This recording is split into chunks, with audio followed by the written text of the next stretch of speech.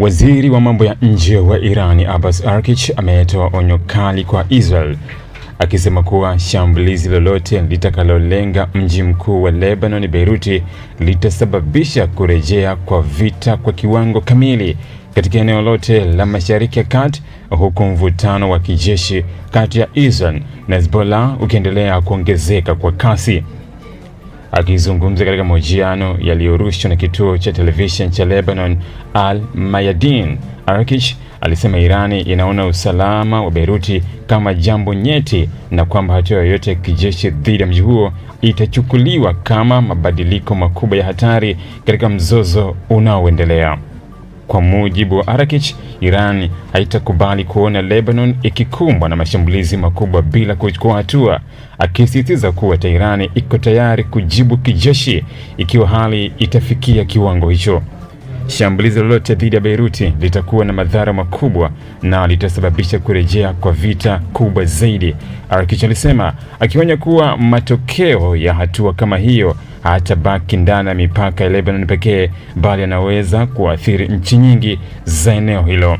Kauli hiyo imekuja wakati Israel ikiendelea kuongeza operesheni zake za kijeshi dhidi ya Hezbollah, kundi lenye nguvu za kisiasa na kijeshi nchini Lebanon, ambalo limekuwa mshirika mkuu wa Iran kwa miaka mingi.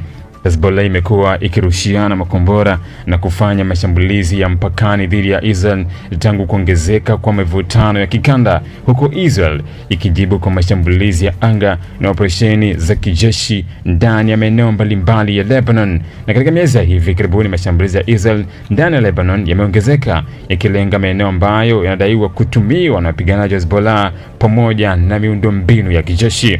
Hata hivyo, hofu kubwa imekuwa juu ya uwezekano wa Israel kuanzisha mashambulizi makubwa ndani ya Beirut, mji ambao una umuhimu mkubwa wa kisiasa, kiuchumi na kiusalama nchini Lebanon. Beirut pia ni kitovu cha serikali ya Lebanon na eneo ambalo lina makazi ya raia wengi, jambo linaloongeza wasiwasi wa madhara makubwa kwa wananchi ikiwa vita itapanuka. Araghchi alisema moja kwa moja kuwa vikosi vya jeshi vya Iran viko tayari kuingilia kati iwapo Beirut itashambuliwa. Kauli hiyo inaonekana kuwa moja matamshi makali zaidi kutoka Irani katika siku za hivi karibuni kuhusu uwezekano wa kuingia moja kwa moja katika mapigano dhidi ya Israel. Vikosi vyetu vya kijeshi viko tayari kuishambulia Israel ikiwa itashambulia Beirut, alisema, kauli inayotafsiriwa na wachambuzi wa siasa za kimataifa kama ujumbe wa kuzuia unaolenga kuifanya Israel kufikiria mara mbili kabla ya kuanzisha operesheni kubwa zaidi katika mji huo. Mbali na operesheni za kijeshi, Araghchi pia alifichua kuwa mawasiliano kati ya Iran na Marekani bado yanaendelea licha ya mvutano mkubwa uliopo. Alisema njia za mawasiliano hazijakatishwa kabisa na kwamba ujumbe umekuwa ukibadilishwa kati ya Tehran na Washington kuhusu namna ya kuzuia hali ya Lebanon kuzorota zaidi. Mawasiliano na Wamarekani hajakatishwa na ujumbe umebadilishana kuhusu ulazima wa kusitisha mashambulizi dhidi ya Beirut, lakini hakuna maendeleo ya wazi yaliyopatikana katika mchakato huo wa mazungumzo, alisema. Kauli hiyo inaonyesha kuwa licha ya mvutano wa kisiasa na kijeshi kati ya Iran na Marekani, bado kuna njia za kidiplomasia zinazotumiwa kwa lengo la kuzuia mzozo huo kugeuka vita kubwa vya kikanda.